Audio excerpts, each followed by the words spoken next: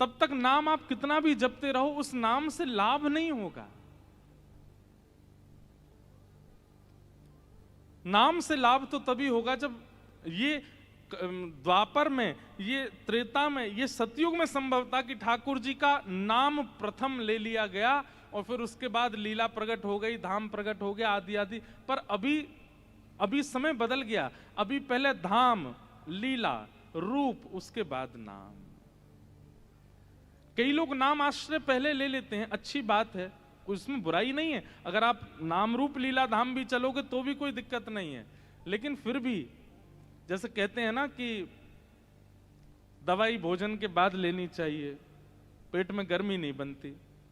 आपको भोजन से पहले ले लें तो भाई रोग तो दूर करेगी, लेकिन गर्मी बनने का और साइड इफेक्ट होने का थोड़ा चांस बढ़ जाता है। तो हम तो यही रिकमेंड करते हैं कि सबसे पहले धाम और लीला, इन दोनों पर जितना हो सके चिंतन करो।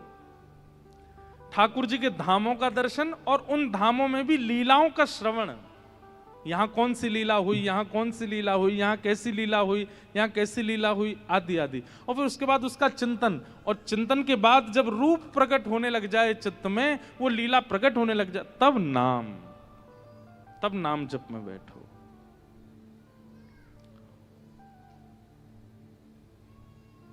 वज्रनाभ को लीलाएं दिखने लगी, अब रूप भी प्रकट कर दिया। अब वज्रनाभ एकांत में यमुना जी के तट पर बैठ करके खूब नाम करते हैं। लेकिन जो 16,100 माताएं साथ में आई थीं द्वारिका से, वे अभी भी विचलित हैं। उनका कल्याण कैसे हो? तब वे 16,100 माताएं एक दिन मन में बात करती हैं कि हमारी जो 8 बड़ी बहनें थीं, मतलब भगवान की 16,108 पत्नियां हैं, जिनमें से 8 भगवान के साथ जा चुकी हैं, 16,100 बची हैं। तो ये आपस में चर्चा करती हैं कि हमारी जो 8 बड़ी बहनें थीं भगवान की अष्ट पटरानियां, उनमें से एक पटरानी जल के रूप में यमुना जी के रूप में बह रही हैं वृंदावन में। चलो उनके पास चलते हैं। और तब भगवान की 16,100 राजकुमारियां यमुना तट पर जाती हैं।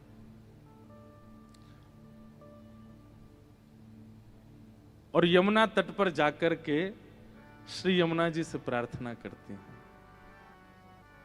हे श्री यमुना जी, आप हमारी बड़ी हैं, भगवान के अष्टपटरानियों में से एक हैं। हमें बहुत विरह होता है, हम बहुत रोती हैं, बहुत विलकती हैं, बहुत परेशान होती हैं चित्त में। कृपा करके आप हमें कोई ऐसा मार्ग बताओ जिससे हमारा विरह शांत हो जाए। बहुत ध्यान से सुनिएगा। तब यमुना महारानी के तट पर गई हैं और श्री कालिंदी कह रही हैं, आत्मा रामस्य कृष्णस्य ध्रुवमात्मास्ति राधिका तस्य दास प्रभावेण विरहोस्मान् न संस्पृशेत्।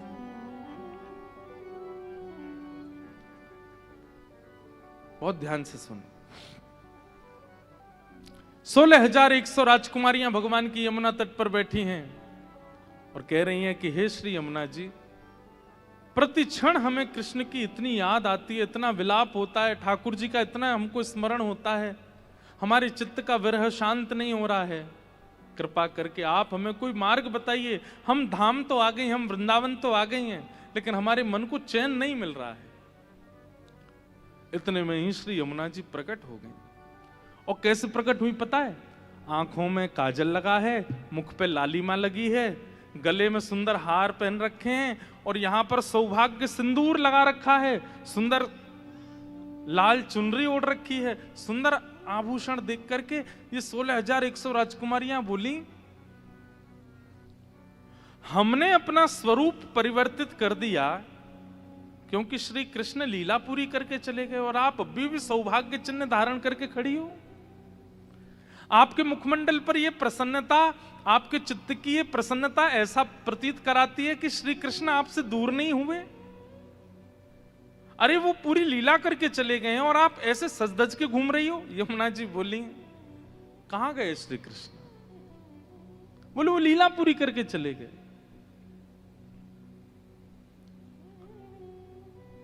हम इतनी विरह कातर हो रही हैं, आप इतनी प्रसन्न कैसे हो? यमुना जी बोली, मैं जो कहूं उसको भली भांति समझना। बोले क्या? बोले व्यक्ति अपनी वस्तु से दूर होता है लेकिन अपने अंग प्रत्यंग से दूर कभी नहीं होता। आप स्कूल गए, टीचर ने कहा होमवर्क किया तो आपने बोल दिया कॉपी घर भूल आए। लेकिन कभी आप ऐसा कहते हो, टीचर बोले हाँ भाई आज एग्जाम है, आज तुम बुद्धि भूल आए घर पे, कैसे करें? बुद्धि नहीं भूल सकते आप।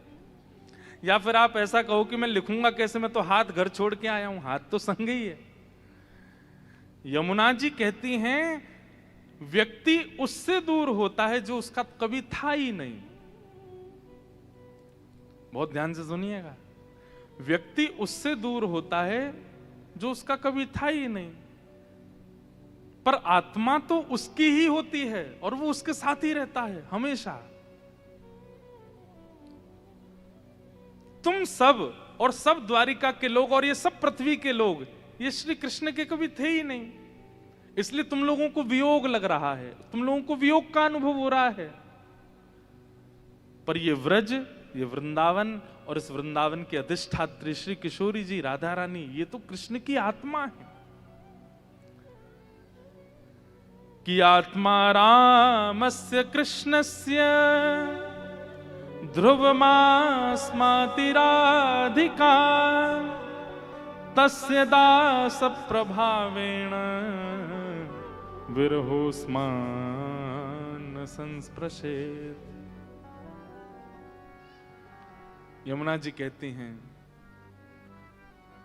श्री राधा रानी तो कृष्ण की आधा हैं। आधा मतलब आधार। श्री कृष्ण का अंग श्री किशोरी जी हैं, श्री कृष्ण की आत्मा श्री किशोरी जी हैं, श्री कृष्ण की श्वास श्री किशोरी जी हैं। वास्तव में द्वारिका लीला, मथुरा लीला और 16,108 विवाह, यहां कृष्ण ने हमको, हम उनके थे नहीं, हमको स्वीकार किया।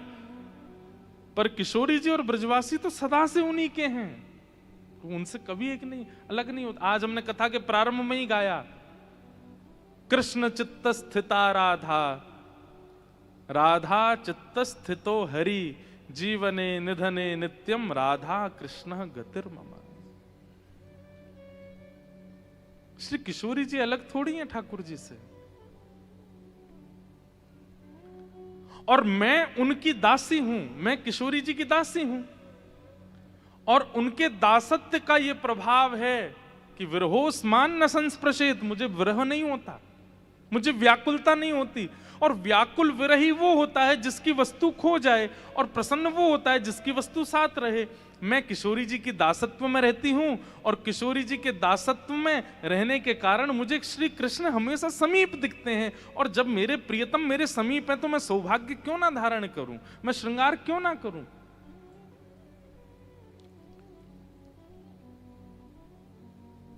इसलिए मुझे विरह नहीं होता। और मैं आप लोगों से भी यही निवेदन करूंगी, आप 16,100 अब ब्रज वृंदावन आ गई हो, अब श्री किशोरी जी की शरण ग्रहण कर लो। अब ठाकुर जी को मत ढूंढो। द्वारिका में ठाकुर जी को ढूंढना था, गुजरात में ठाकुर जी को ढूंढना था, कुरुक्षेत्र में ठाकुर जी को ढूंढना था, महाभारत में श्री कृष्ण को ढूंढना था। अब ब्रज वृंदावन आ गए हो, अब तो किशोरी जी की शरण में जाओ। तस्य दास प्रभावेण विरहोस्मान न संस्पृशेत, उनके दासत्व से तुम्हारे चित्त का विरह शांत हो जाएगा।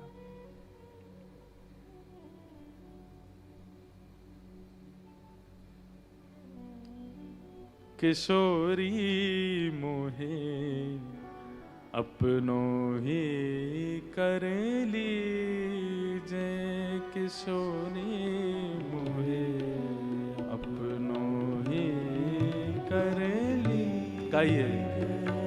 किशोरी मोहे अपनों ही करेली जय, किशोरी मोहे अपनों ही। अरे कृष्णदास भक्त की कथा हमने कई बार सुनाई है अपनी कथाओं में। नंदगांव में कृष्णदास नाम के एक भक्त रहते थे। सुंदर कुटिया बनाई, बगीचा बनाया। सब लोग इधर देखो, ध्यान से सुनो, जिन्होंने नहीं सुनी हो। नित्य नंदगांव में रहते थे और उन्होंने कथा में सुना कि महाभारत के प्रसंग में ऐसा आता है कि 12 वर्ष तक यदि व्यक्ति 365 दिन हर वर्ष लगभग 12 वर्षों तक बेनागा यदि किसी एक नियम का पालन करे तो उस नियम से उसको सिद्धि प्राप्त हो जाएगी। वो जो चाहेगा उसको मिल जाएगा 12 वर्षों बाद। बस याद रहे कि 12 वर्षों में एक दिन भी वो नियम का नागा नहीं होना चाहिए। कृष्णदास जी ने नियम धारण कर लिया, बोले रोज माला बना के पहनाऊंगा ठाकुर जी को, और मेरी एक ही अभिलाषा है कि 12 वर्ष तक मैं माला पहनाऊं इनको, और 13वें वर्ष का जब पहला दिन आवे तो ये पहनने आवे माला मेरे पास, मैं नहीं जाऊंगा इनके पास। मुझे यही फल चाहिए। कृष्णदास जी रोज अपनी कुटिया से पैदल जाते, नंदगांव ऊपर पहाड़ी पर चढ़ते और नंद भवन में। अच्छा, नंदगांव कितने लोग गए हैं? ब्रज वाले, यहां वाले नहीं। ब्रज वाले नंदगांव कितने? मुझे पता है, यहीं वालों ने हाथ उठाया था। यहां पे भी नंदगांव है ना। ब्रज वाले नंदगांव कितने गए? ऊपर करो सीधे हाथ। वाह, खूब लोग गए हैं। अच्छा देखो, वहां के दर्शन बताएं। कृष्ण बलराम बिल्कुल डिट्टो, एक जैसे, एक जैसी आंखें, एक जैसी नाक, एक जैसे ओष्ठ, एक जैसे गाल, एक जैसा सिर, एक जैसा मुकुट, बिल्कुल सब एक जैसा है।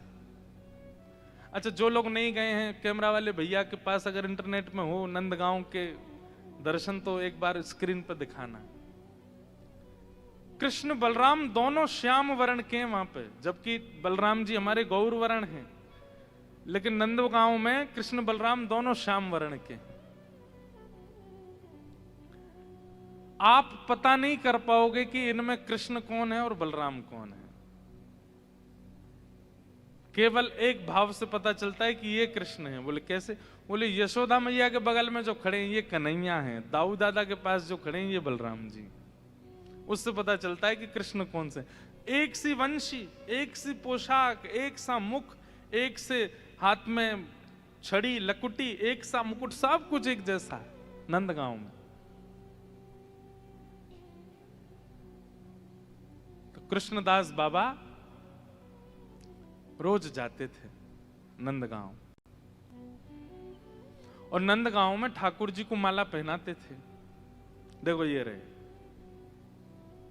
एक जैसे हैं बिल्कुल। अब इनमें कन्हैया कौन से हैं? जो यशोदा मैया के बगल में खड़े हैं वो कन्हैया हैं, और जो दाऊ दादा के बगल में खड़े हैं ये बलराम जी हैं। आहा, बोलो नंद के लाला की। दोनों लाला ऐसे ब्रज में बड़े बड़े। अच्छा, यहाँ पे आपको एक और बात बताऊं, बलराम जी कारे क्यों हैं? बलराम जी तो गोरे हैं, तो कारे क्यों हो गए? ठाकुर जी को बहुत खिजा रहे थे। खिजाना समझते? चिढ़ा रहे थे। ठाकुर जी को बहुत चिढ़ा रहे थे। क्यों चिढ़ा रहे थे? बोले मोसो कहे मोल को लीनो, तू जसुमती कब जायो। ठाकुर जी ने जाके यशोदा मैया शिकायत कर दी, मैया जे बलदाऊ बहुत खिजायो मोए। बोले कहा कहवे? बोले मो तो यो कहवे तो हम मोल पे लेके आए हैं, तू नंद रानी यशोदा के यहाँ थोड़ी जन्मो है। यशोदा मैया बोली लाला ऐसे ही बोले। बोले ना है मैया, मोकू बलराम की बात पे भरोसा है को है। मैया बोली क्यों? बोले यशोदा गोरी, नंद बाबा गोरे, मैं कारो कैसे जायो। तुम दोनों गोरे हो और ये बलराम भी गोरो है, मैं कारो कैसे है को। मैया तू सांची में मुंह को मोल पे लेके आई। और मैया एक बात और सुन। बोले कहा बलराम यो ना कहवे कि 10 20 50 सोने की मोहरते मुंह को खरीद के लाइयों के आधी रोटी पे लेके आए हम तो है। यशोदा मैया बोली लाला ऐसे रोयो मत करे ना मैया, तो पे दो ही रास्ता है। बोले कौन से? बोले या तो मोए गोरो कर या बलराम कारो कर। यशोदा मैया बोली भैया कारी को गोरो बनाना बड़ो कठिन काम है। आज तो नहीं है, उस समय ब्यूटी पार्लर तो थे नहीं, लेकिन गोरे को कारो बनाया जा सके। तो यशोदा मैया ने पकड़े बलदाऊ जी और लेके काजर सीधे मुंह पे, नाक पे, आंख पे, पूरे मुंह पे कर दिए। लाला देख बलराम। बोला हाँ अब बढ़िया लगा। ए मेरो बलदाऊ भैया कैसा हो, सुंदर लग रहा हो। या हमारे नंदगाम में दोनों कारे कारे खड़े हैं, देखो पहचान ही नहीं सकते कि आप बलराम जी कौन से हैं, बिल्कुल एक जैसे। अब देखो ये लीला सुनी। अब लीला सुनने के बाद जब आप धाम जाओगे ना और धाम पर जाकर के इस लीला का चिंतन करोगे तो आपको मूर्तिमंत नहीं दिखेंगे, आपको जड़त्व का अनुभव नहीं, आपको चैतन्य दिखने लग जाएंगे। ठाकुर जी की तो सचल हैं, ये लीला कर रहे हैं। कृष्णदास बाबा रोज जाते नंदगांव और नंदगांव में जाके ठाकुर जी को माला पहनाते और कहते लाला मेरी बस एक ही अभिलाषा, मैं 12 वर्ष तक यही नियम को पालन करूंगा, ना नाम जप करूंगा, ना साधन करूंगा, ना संध्या करूंगा, ना वंदन करूं, केवल एक नियम। क्या? बगीचा में पुष्प उगाऊंगा, पुष्प तोड़ के माला बनाऊंगा तो को पहनाऊंगा। और 12 वर्ष बाद बस मुझको एक ही फल तोते चाहिए कि 13वें वर्ष के पहले दिन मैं नहीं आऊंगा, तू मेरी कुटिया पे आवेगो माला पहनवे। सुनने में बहुत आसान लगता है, 12 साल एक नियम का पालन, और उसमें भी नामापराध में कहते हैं कि आज जो नियम किया कल उस नियम में आज से ज्यादा उत्सुकता यदि नहीं हुई तो वो नियम खंडित माना जाएगा। इसलिए भैया हम तो ब्रजवासी हैं, ज्यादा नियम फियम पाले ही ना है जीवन में, क्योंकि नियम से रहने लग जाओगे तो नियम में तो बड़े नियम का ये रूप है कि आज आप मान लीजिए कि आपने आज 11 माला की नाम जप की और कल अगर आपने 12 माला नहीं की तो आज की 11 माला खंडित हो जाएंगी। नियम में तो वृद्धि होनी चाहिए।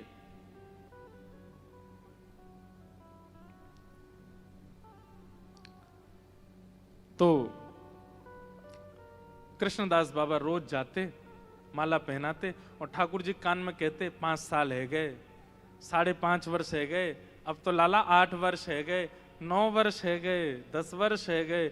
इस बीच में कितने बीमार कृष्णदास बाबा पड़े, कितनी बार उनके पैरों में छाले पड़े, धूप होती, ताप होता, बारिश होती, कितनी विपत्तियां आती, लेकिन वो ठाकुर जी की सेवा को छोड़ते नहीं, ठाकुर जी की सेवा को विश्राम नहीं देते।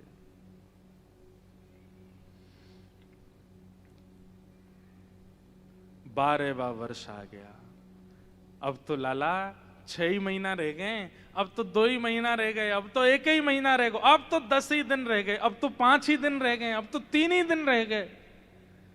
और जिस दिन अंतिम दिन था 12वें वर्ष का, उस दिन रोते हुए कृष्णदास बाबा जा रहे हैं, जिस गली से जाते उस गली को प्रणाम करने, बोले आज मैं अंतिम बार आ रहा हूं, अब नहीं आऊंगा।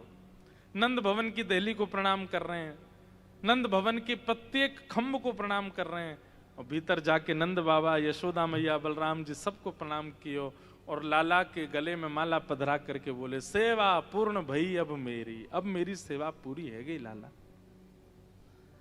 अब मैं जा रहा हूं, 56 भोग बनाऊंगो, रबड़ी बनाऊंगो, अधोटे दूध की बासुंदी बनाऊंगो, पूरी बनाऊंगो, आलू की सब्जी बनाऊंगो, जलेबी बनाऊंगो और सुंदर माला बनाऊंगो, क्योंकि कल लाला मेरे घर आवेगो।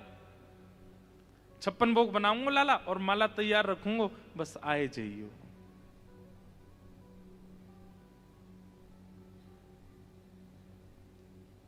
कह करके चले गए। भावुक हो गए कृष्णदास बाबा। लौट करके अपनी कुटिया पर आए, खूब सुंदर रज रज के 56 भोग बनाए हैं, अपने 12 साल की सेवा की स्मृति महोत्सव मना रहे हैं, आनंद में नाचते नाचते, कभी खीर बना रहे हैं, कभी कल तो मेरे घर ठाकुर जी आएंगे। दूसरे दिन प्रारंभ हुआ। सुबह से ही, मंगला से ही बाबा ने 56 भोग बना करके, सुंदर पत्तल लगा करके, ऊपर पुष्प आदि बिछा करके तैयारी कर रखी है, और उसी रास्ते में, उसी गैल में बैठे हैं, जिस गैल, गैल माने रास्ता, जहां से ठाकुर जी को आना है।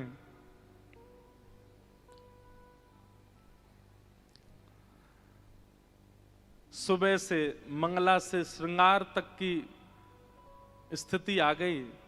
आज के अनुभव से बताएं तो 9 बज गए, लेकिन ठाकुर जी नहीं आए। राजभोग का समय हो गया, लेकिन ठाकुर जी नहीं आए। मतलब आज के 12, साढ़े 12 बज गए, नहीं आए। कृष्णदास बाबा कह रहे हैं अभी राजभोग आरोगों को अब आमेंगे, अब गैया चरावे निकलेंगे, अब आमेंगे। आज के समय के अनुसार 4 बज गए शाम के, लेकिन ठाकुर जी नहीं आए। बोले गैया चरा के लौटेंगे, अब आमेंगे। शाम के 6 बज गए, ठाकुर जी नहीं आए। गौधोली बेला निकल गई, ठाकुर जी की आरती होने लगी मंदिर में। बोले है सके लाला, रात को भोजन करके और सब नंद बाबा आदि सब सो जाएंगे, तब आवेंगे। मंदिर के शयन हो गए, ठाकुर जी नहीं आए।